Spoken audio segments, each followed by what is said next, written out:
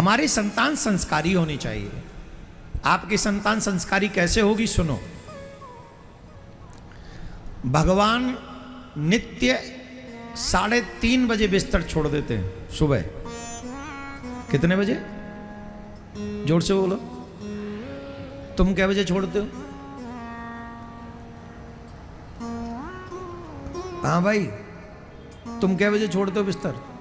तुम नहीं, तुम्हारे पीछे वाला। 8 बजे? तभी विवाह नहीं हुआ बेटा तेरा। जब 8 बजे उठेगा तो ब्याह कौन करेगा? 5 बजे उठ के नहीं, मेहनत कर, काम कर, पके नोट कमा, फिर देख अच्छे का विवाह हो जाता है। काले हैं तो क्या हुआ, दिल वाले हैं। तुम्हारा दिल बहुत अच्छा, भगवान की भक्ति करते हो। हम तो कह रहे भगवान इस कथा के बाद सबसे पहला काम हो तो तेरा ब्याह ही हो। जब यहां से जाएं तो हमें खबर मिल जाए महाराज उसकी नाम क्या है तेरा है? वही जो तुम कह रहे हो। नहीं, देख लेना, इस नाम का एक गांव में लड़का रहता है, उसका ब्याह कर दो। देखो मैंने अनाउंस कर दिया तुम्हारा, ठीक। हाँ, अब भगवान जल्दी करवा दे। लेकिन बच्चे होने के बाद संस्कारी कैसे हो? पहले तो आप संस्कारी हो। माँ बाप को जल्दी बिस्तर छोड़ना चाहिए, भगवान सिखा रहे हैं। भगवान श्री कृष्ण 3:30 बजे बिस्तर छोड़ते हैं, स्नान के बाद ध्यान करते हैं, और ध्यान के बाद विद्वान ब्राह्मणों को बुलाते हैं, और विद्वान ब्राह्मणों से वेद और पुराण की कथा सुनते हैं। अकेले नहीं, सब पत्नीक और बच्चों के साथ, with family, wife and children also. आज हमारे घरों में, हालांकि महाराष्ट्र में तो अभी भी बहुत जगह हर घर में ऑलमोस्ट कीर्तन होता है, कीर्तन भी होता है, भजन भी होता है, बहुत अच्छा होता है कि नहीं? तो सत्संग भी हर दिन हम लोग करें, परम आवश्यक। भगवान श्री कृष्ण विद्वान ब्राह्मणों को बुलाकर सत्संग करते हैं और बच्चों को सत्संग सुनवाते हैं, वेद पुराणों की कथा सुनवाते हैं। मैं फिर एक बार कह रहा हूं, हमारे मुसलमान भाइयों के बच्चों को 99% मालूम है कि कुरान में क्या है।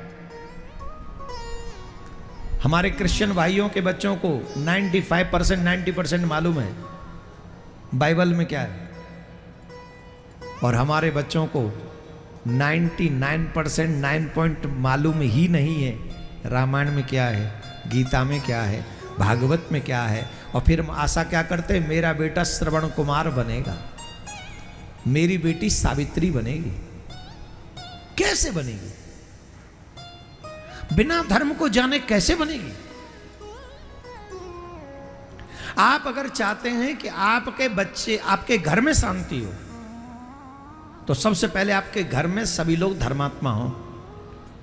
3-4 चीजें तो आपके घर में होनी नहीं चाहिए। शराब नहीं होनी चाहिए, मांस नहीं होना चाहिए, जुआ नहीं होना चाहिए।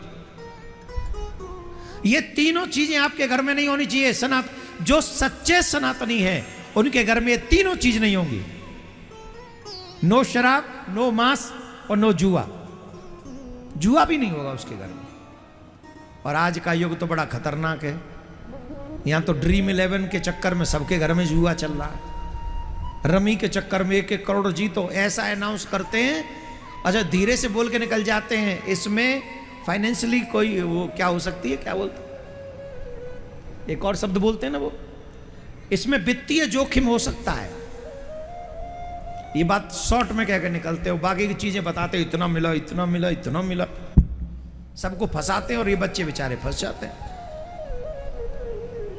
मेरा आग्रह है, जुआ से बचिए, मदिरा पान से बचिए और मांस आहार से बचिए। ये आचरण अच्छे नहीं है।